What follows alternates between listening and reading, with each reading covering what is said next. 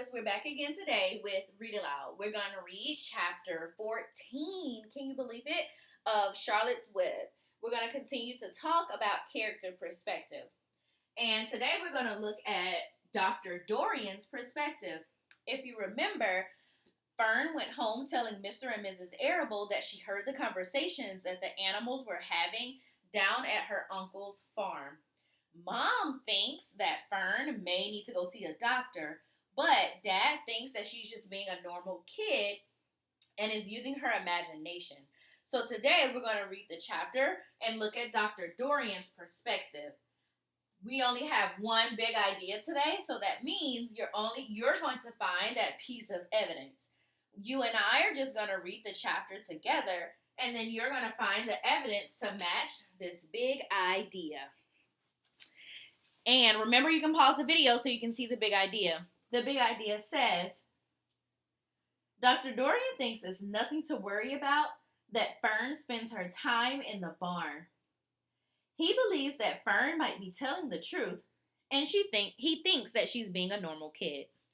So let's pick up on chapter 14, Dr. Dorian. The next day was Saturday. Fern stood at the kitchen sink drying the breakfast dishes as her mother washed them.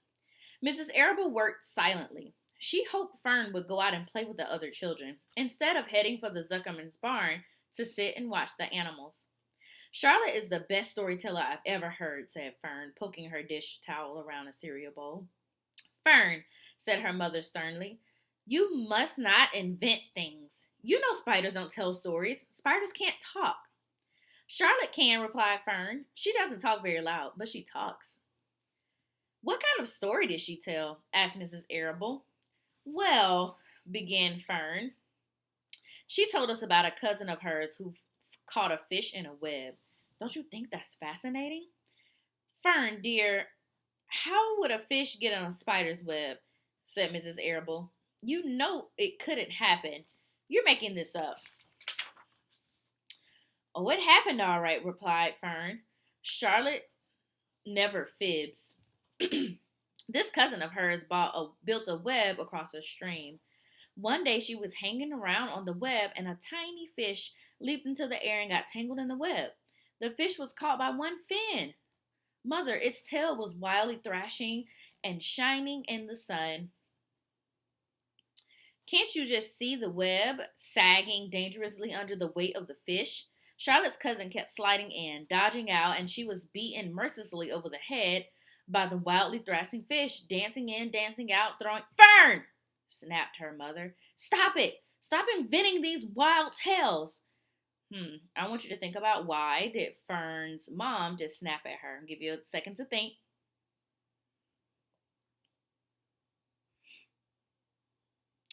So, Fern's mom snaps at Fern because she's thinking that she is making up these wild stories. In the text, it says, stop it. Stop inventing these wild tales. This makes me think that Miss Arable is thinking that Fern is making these things up and she's not really hearing the animals on the farm. Let's keep reading. I'm not inventing, said Fern. I'm just telling you the facts. What finally happened? Asked her mother, whose curiosity began to get the better of her. Charlotte's cousin won. She wrapped the fish up. She ate him when she got good and ready. Spiders have to eat, the same as the rest of us. Yes, I suppose they do, said Mrs. Arable vaguely. Charlotte has another cousin who is a balloonist. She stands on her head and lets out a line and is carrying aloft in the wind. Mother, wouldn't you simply love to do that? Yes, I would, come to think of it, replied Mrs. Arable. But Fern, darling, I wish you would play outdoors today instead of going to Uncle Homer's barn. Find some of your playmates and do something nice outdoors. You're spending too much time in that barn. Isn't it good for you to be alone so much? It isn't good for you to be alone so much. Alone, said Fern. Alone? My best friends are in the barn cellar. It's a very sociable place. Not at all lonely. Fern disappeared, after a while walking down to the road toward the Zuckermans. Her mother dusted the sitting room. As she worked and kept thinking about Fern, it didn't seem natural for a girl to be so interested in animals. Finally, Mrs. Arable made up her mind. She would pay a call to Dr. Dorian and ask his advice. She got in the car and drove into his office into the village. Dr. Dorian had a thick beard, and he was glad to see Mrs. Arable and gave her a comfortable chair. It's about Fern, she explained. Fern spends entirely too much time in the Zuckerman's barn. It doesn't seem normal. She sits on a milk stool in the corner of the barn cellar near the pig pen and watches animals hour after hour. She just sits and listens. Dr. Dorian leaned back and closed his eyes. How enchanting, he said. It must be real nice and quiet down there. Homer has some sheep, hasn't he? Yes, said Mrs. Arable. But it all started with that pig. We let Fern raise on a bottle. She calls him Wilbur. Homer bought the pig, and ever since he left our place, Fern has been going to her uncle's just to be near it.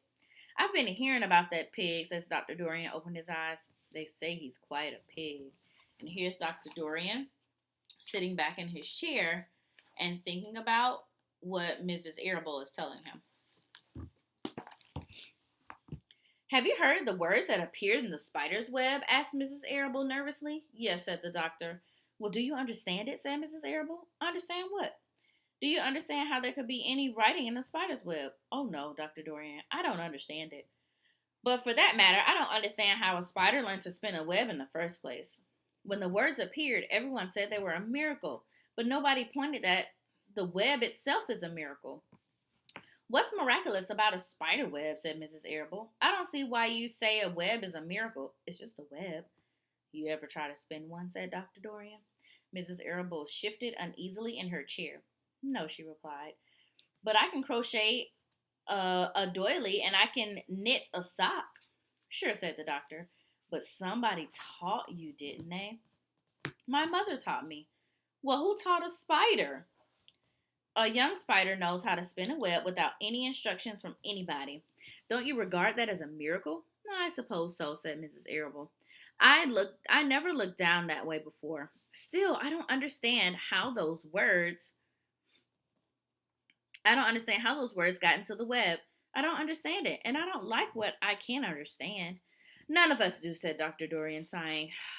I'm a doctor. Doctors are supposed to understand everything, but I don't understand everything.